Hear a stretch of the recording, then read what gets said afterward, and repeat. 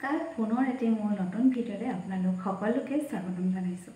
আশা কৰোঁ আপোনালোক সকলো ভালে কুশলে আছে। বৰ্তমান আমাৰো ভালে।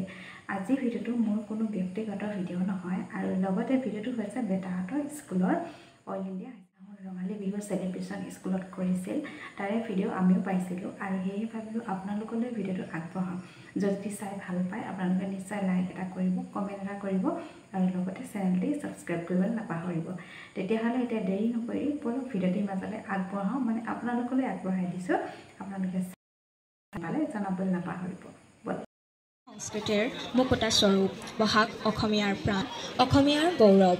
কবি বাবুল হাজৰিকাদেৱৰ এই কবিতা ফাঁকিৰে আজি আমাৰ অল ইণ্ডিয়া উচ্চতৰ মাধ্যমিক বিদ্যালয় মৰাণৰ 2025-26 বৰ্ষৰ বিহু আদৰণিলৈ আপোনালোক সকলোকে আদৰণি জনাইছোঁ। নাহৰ দলটিৰ পৰিৱেশন এই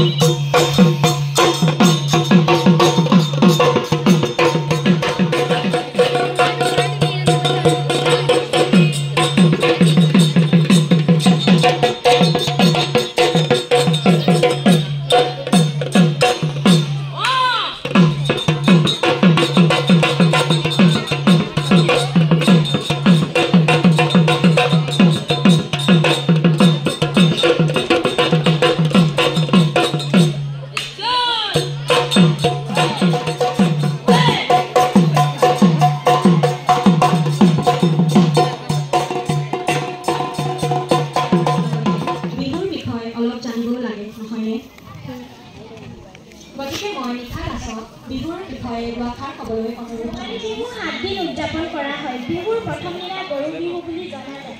গৰু বিহুৰ দিনা গৰুক গা ধুৱাই গৰুক লাও, বেঙেনা, হালধি আদি খুৱায়। এই বিহু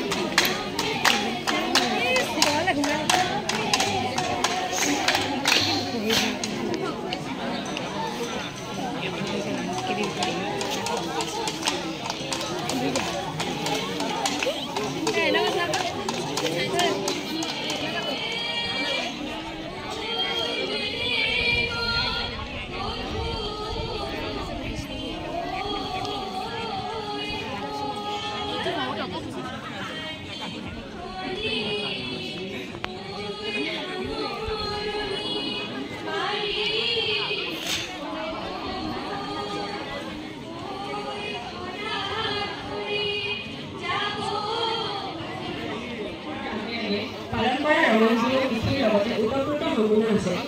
বহাগ বা ৰঙালী বিহু একেৰাহে 7 দিন ধৰি উদযাপন কৰা হয়। চতৰ সংক্ৰান্তিৰ দিনৰ পৰা আৰম্ভ কৰি বহাগ 6 তাৰিখলৈ 7 দিন ধৰি থাকে। প্ৰত্যেক দিনৰ বিহুৰে বিহু সম্পৰ্কীয় ভালেমান লোকবিশ্বাস পোৱা যায়।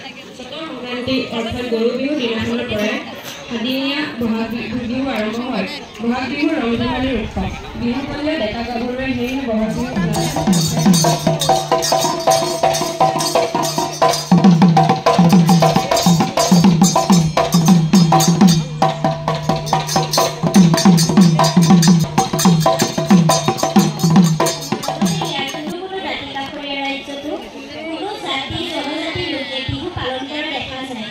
বিহুৰ এক বিশেষ বৈশিষ্ট্য হ'ল জাতি বৰ্ণ নিৰ্বিশেষে সকলোকে একেলগে উদযাপন কৰিব পৰা এক উৎসৱ।